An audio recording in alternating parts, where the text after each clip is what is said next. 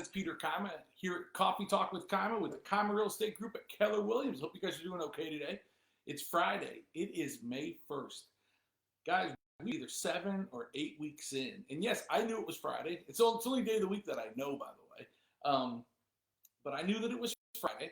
I knew that we had entered May. And then it kind of hit me. It's May 1st. How did we get here? We're 7 or 8 weeks into, being quarantined. Man, it's been a fast 7 or 8 weeks. I can tell you from my perspective, we've been really busy. We've been very grateful for that. But May 1st really snuck up on us. It's really one of those things, Christmas comes and you think, my goodness, where did 2019 go? Or where did 2018 go? Right? I kind of feel that way with this first 7 or 8 weeks of quarantine. And there's a lot of unanswered questions out there as to whether or not this thing's going to last a while longer in each and every state. We know of 10 states right now that are already, kind of opening the doors for business, so to speak, right? So, it's one of those things where you wake up today and tomorrow you wonder what day it is, right? And that's okay right now. That is just fine. I'll tell you, one of the ways I cope with it is I get my Kima cup out, fill a little bit of coffee, and just get done what I can get done each day. I will tell you, I've told you in the past, there's some days I come sliding into these coffee talks sideways where I'm not prepared. There's some days where I prepare a week in advance. I would say we're probably going to spend some time here today. I've got copious amounts of notes, but we're going to have some fun with it, right? I've got some updates. Now that we're about 8 weeks into this thing, I've got some updates regarding just a variety of things that are happening because of coronavirus and because of being quarantined, and some really interesting thoughts. And so I want to start with homeschooling. For those of you that are homeschooling, the national media makes it sound like every parent is dying at home. And listen, this is not to discount what teachers do, because Lord knows the teachers that have taught our kids, I'm so grateful for them. But this homeschooling thing, for those that are at Franklin Academy, at least, I got to tell you, they've done a great job putting this thing together, as they do with just about everything they do academically. And I just couldn't be more pleased. Honestly, Jennifer and I might be less involved with their school right now than we are when they're actually in school, which is interesting to me. I think they've done a great job through the first couple of weeks, and I applaud those teachers and the administrators at Franklin Academy for doing so. And then I want to applaud my own kids. They've kind of taken it upon themselves. We check on with Cole every day. He likes to have a little bit of accountability, so every day he shows us his grades. We go over what's in line for homework tomorrow, those kind of things. But both of them have kind of just taken the bull by the horns. They're being really responsible, and I'm really proud of them. Now, for those of you that are trying to teach math to third graders and what have you, God bless you. I know that that's not as easy, and they're not quite as self-sufficient with the younger kids. I get it. Mine are in 6th grade and 10th grade, and maybe that's part of it. But I am so pleased with not only the administration, but with my own kids and their own efforts. Not that they're perfect, because they're far from it, but they certainly are making strides every day towards making an adjustment to something that's new to them as well, right? There's no messing around. There's no outlet socially, none of those kind of things, but yet they're finding a way to cope with this as well. So if you've got a kid who's coping well, I raise my cup to them. If you've got a kid that's being challenged right now a little bit with the lack of social interaction and what have you, I raise my cup to you, because I know that's not easy as a parent. So anyhow, from my perspective, Franklin Academy is absolutely doing a wonderful job with this homeschooling thing, and I couldn't be any more pleased. So today's May 1st, as we kind of opened up with, and then for all of you guys, and I am not a sci-fi guy, I know upset some of my friends, but for those of you that are, I think it might be Star Wars, I'm pretty sure it's Star Wars, May the 4th be with you. Please limit the number of May the 4th be with you posts that you post this year. Oh my goodness. In just 3 days, guys, watch your feeds, because it will be full of all these. They're either Trekkies or Star Wars people that love that kind of thing. But anyhow, I digress. So I want to open up with a quote this morning. I heard a quote, and I heard this morning, which is interesting, but it's from my favorite president of all time, Abraham Lincoln. He said, "Nothing is good or bad. Thinking makes it so." And I think it couldn't be any more appropriate of a quote than what we're in right now. Listen, for those of you dealing health-wise with COVID-19, yeah, it's bad, no doubt about it, and I pray for you. But for those of us that are trying to find a new normal and trying to find a new way of doing things, or at least in the short term, Nothing is good or bad. Thinking makes it so by Abraham Lincoln really was poignant to me this morning. And it's not the things, it's the reaction to the things, right? And so I find that really, really interesting. Hey, Connie, good to see you, my old friend. Well, what's up, Susan? Good to see you as well. Thank you guys for being here. So anyway, I told you I promised you a few interesting facts. I thought it was interesting that 20% right now of the workforce is unemployed, right? Not surprising. I actually think it's higher than that. I think 20% of the workforce has applied for unemployment. I think that's the actual number. So when the small businesses come back around, guys, I'm encouraging you to get involved.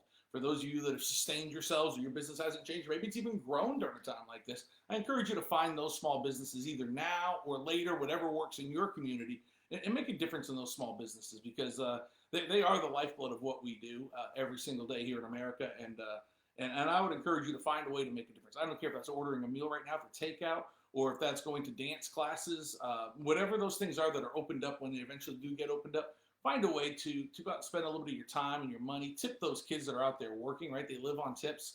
Find a way to do that. NASCAR returns May 17th. And get this, NASCAR is going to try to put 7 races into 11 days. I don't know the details of that, but think about that for a second. 7 NASCAR races in 11 days. There's going to be something to watch on television other than reruns of former Super Bowls, right? Or former baseball games. But 7 races in 11 days. All members of the pit crew must wear a mask. There are going to be random temperature checks. What else did they say? Obviously, nobody in the stands, right? So nobody throwing chicken bones and beer cans onto the track. It's an interesting return, but with the cameras mostly being on the cars anyhow, I don't know that it's going to feel much different to those of us watching from home. But I'm excited about that. You know that the PGA is returning here. Very, very, very excited about that. Again, no gallery. But again, one of those things where when we watch it on TV, we don't really often see much of the gallery. We'll miss some of that Carolina clap. For those of you that hate my Tar Heels, you know that they accuse us of having the Carolina clap. We'll miss a little bit of that sound in the background. Hey, good morning, Chad. Brian, good to see you as well. So all it took, I wrote this down, all it took was a pandemic for the S&P to have its biggest month ever since 1987. Guys, we've had some banner years since 1987 economically, but the best month we've ever had in the S&P just ended. That's encouraging, right? We're going to talk about this in the real estate market in just a second, about the cause and effect of what real estate is going into and out of this pandemic. And I think some of it is going to mirror what you're seeing in the market, right? A kind of a V curve, right? A sharp decline into this pandemic and a sharp incline coming out of it. We're going to talk about that a little bit. I thought this was interesting. The New York City Subway has never shut down. It's never shut down. It's running 24 hours a day. Their new motto is going to be 27/365 instead of 24/7 365, because they're shutting down every day for 4 hours to disinfect the subway. For those of you that have ridden the New York City Subway, or the T in Boston, or the L in Chicago, or wherever your transit is, BART back in the Bay Area, you'll be pleased to know that they're going to finally disinfect these things. My family, we don't touch the rails when we go inside those things. I wouldn't be surprised if another pandemic started in the United States if it didn't come out of one of these subway systems. They're filthy. But they're going to shut down now 4 hours a day to do a little bit of cleaning, which I thought that was really, really good. On a more down note, down from the perspective of a consumer, Amazon, Walmart, Target, and Instacart are all planning, I think it's today actually, a mega strike, right, about unhealthy work conditions. And I don't know anything about their work conditions, or they're healthy or unhealthy, but I do know that our house is loaded up on Amazon boxes in the past 8 weeks. We've got enough cardboard in our house right now. We could build a cardboard castle, I believe. So it's going to be interesting to see what kind of impact this has on people as order things online, and just how that's going to impact your life every single day. If you live in one of the 10 states that's loosened restrictions, your 14-year-old can now go to the mall, right? So there's the largest owner of malls in the United States. They're opening up 49 malls in the 10 states that are opening up. But they're doing so with the following restrictions in mind. And I want to know if you or somebody you know, you would allow them, in meeting a child, to go to the mall with these following. They could request a mask. They could request hand sanitizer, and a random request at any time to have their temperature checked. They have to have one person per 50 square feet in the mall. One person per 50 square feet. So I'm curious, would you let your 14-year-old go to the mall and hang out with their friends if under those rules and regulations? I'm not trying to make this political. I don't care about your political views, but I'm curious about that in particular. Let me know what you thought. Big news for you sports fans out there. Right? We talked about NASCAR's coming back. We talked about the fact that PGA's coming back. I know baseball's talking about doing some things and realigning divisions, and which I thought was kind of cool. Might be a cool one-year experiment. But think about this. The NCAA this week has announced that they have taken one major step towards allowing players to benefit off their likeness, their images, their name. They can do in-person signings, things of that nature. Did Zion Williamson mess up by being born maybe 4 years too early? Can you imagine the amount of opportunities that guy would have had as a freshman at Duke? And now, listen, we spell Duke lowercase D-O-O-K in our house. But I'll tell you what, as an academic institution, as a basketball facility, I mean, those guys are unbelievable. And Zion would have benefited from that so much. But boy, does that change the game. What is that going to do to recruiting? Will the power conferences continue to be the power conferences, or will there be some local big money from smaller schools? Will they stay in conferences? I mean, I think this is going to have such huge impact on the economy of sports at the NCAA level that I think it's going to have a ripple effect over the next 20 years that I don't know that we're predicting right now. But stay with me. Let's see kind of how that turns out, right? All right. The last thing I'll leave you with before we talk a little bit about real estate is this. If you ever promised anybody the moon, like I'll promise you the moon, you've heard the old saying, right? It's probably like from an old love story back in the 30s or 40s. I promise you the moon, right? Well, now you can, because a piece of landed in North Africa and it is for sale. It's the size of a soccer ball. It's a 30-pound piece of the moon, and it is going up for auction at a starting price of $2.5 million. So if you've ever promised anybody the moon, get your wallet out. It is time to pay up. All right, let's talk a little bit about real estate. Shifting market every single day. Encouraging our agents to stay in front of folks, to make sure that they know that when they're ready, we're ready. But otherwise, what can we do to help you? Do you need us to pick up some dinner for you at a local stop and go if you're unable to get out of the house? What is it we can do for you and your family right now is kind of the message we're sending out. But let's talk about the actual market itself. So one of the nice things about the housing market is that it's poised to be the leader coming out of this thing, right? We talked about when pandemics hit, the downward curve, right? I guess maybe it'd be this way, I don't know. The downward curve coming into a pandemic is very steep, right? We've seen it. 20% of the workforce is applied for unemployment, right? Just prior to that, guys, through the leadership of our federal government over the last several years, we have enjoyed the lowest unemployment rate we've seen in a long time. And all of a sudden, we're at 20%. This pandemic's had an impact. The real estate market's poised to come back out, and here's why. Or be the leader on the way back out, and here's why. There's just no inventory. There was no inventory coming into this thing. There's less inventory coming out of it. I'm going to share those numbers with you in just a second. But because of that, because of supply and demand, you see people buy and sell houses, not always because they just want to, but based on need, right? Marriages, divorces, births, size of your family growing or declining, people going off to college, sometimes life changes causes the market to continue to thrive, right? So thinking about that for just a second, those life changes aren't stopping because of a pandemic, guys. Matter of fact, they might even be increasing. Thinking about the fact that life changes drives the real estate market, and on the flip side of that, you've got a little bit of pent-up demand from those people who just want to move, job changes, all those kind of things. The fact that we didn't have a lot of inventory coming in and we're going to have less inventory coming out is going to be the indicator and the driving force behind this rebound in this real estate, or in this economy. And I'm excited to be a part of that. If you want to have a private conversation about that, you want to talk about your own personal house and maybe where it fits into the market, whether it's in this state or any state, let us help you. We've got good, competent connections all over the country. And certainly, if you just want to pick my brain, let's jump on a call and let's have that conversation. A lot of people are wanting to do that now. We're certainly here to help you with that. So a historical analysis shows that pandemics are usually are usually in a V shape, right? Sharp recessions. Here's the one thing you can do coming out of a sharp recession and into a new progression. Guys, here's the one thing you can do. If you're thinking about buying a home or you're thinking about selling your home to go buy a home, go talk to your lender now. We've got 2 lenders I'd love to put you in touch with, guys. Listen, if you need Reed Lester or John Raymond, they are the best of the absolute best. Call me. I'll put you in touch with them. They can help you anywhere in the country. Call me and let me find a way to get you some assistance. But guys, go get pre-approved now. Go talk to your lender now. Because when this thing opens up, it's going to turn quickly. We talked about the V shape, right? When it comes back out, it's going to shoot back up. Those that are pre-approved, those that have gotten their houses ready for market, those that have done the right things are the ones that are going to benefit, right, from the change in this market. So anyway, that's my piece of advice today. So who are the winners right now? Who are the winners? Well, in the housing market, everybody's been a winner for a while. But who are the true winners? Think about this for a second. First-time home buyers are those that own moderately priced homes have been the winners, right? Nationally and locally. Think about this for a second. What's a moderately priced home? Homes that sold for 25% or more below the median price in your local market.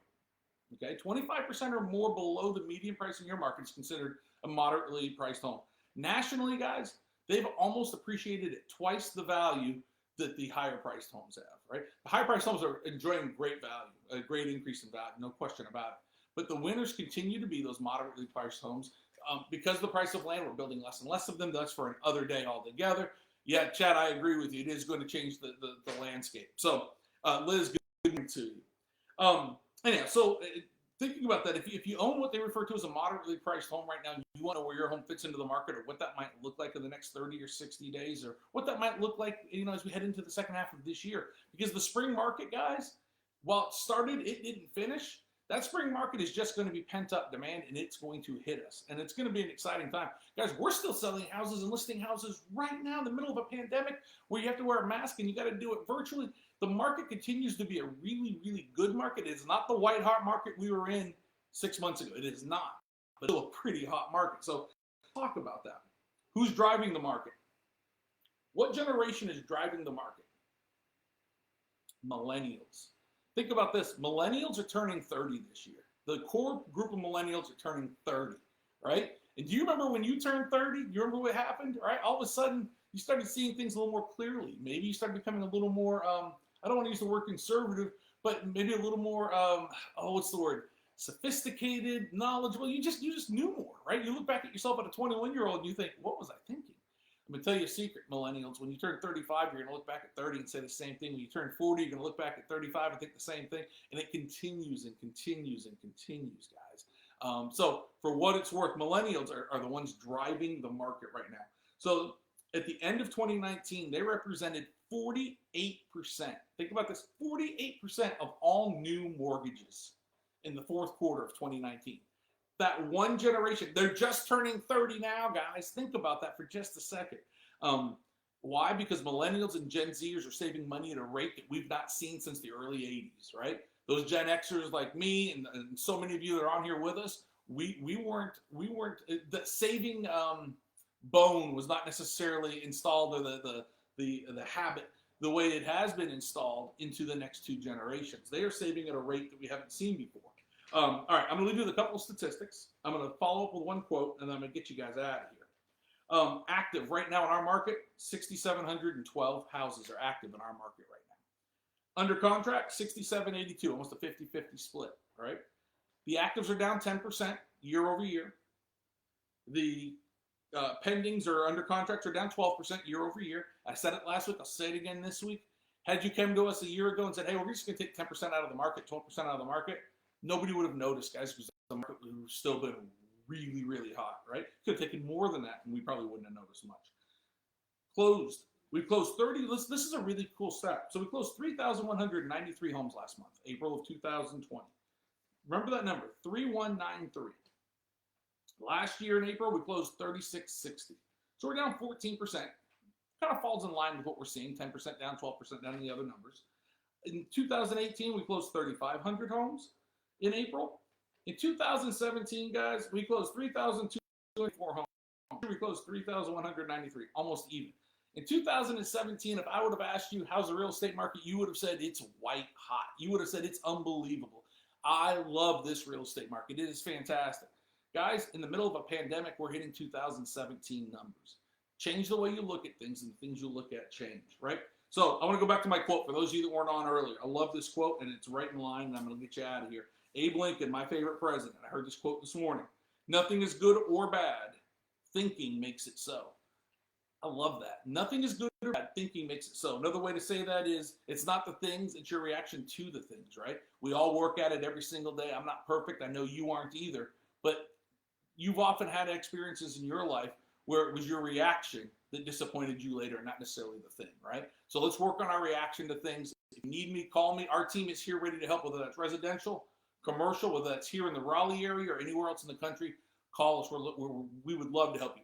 Here's the other thing. If you're looking to get into the game, if you're looking to get into real estate, if you're looking to learn a really cool new business, or you're already in the business and you're looking to make a switch, you just want to talk about it privately, we would love to talk to you.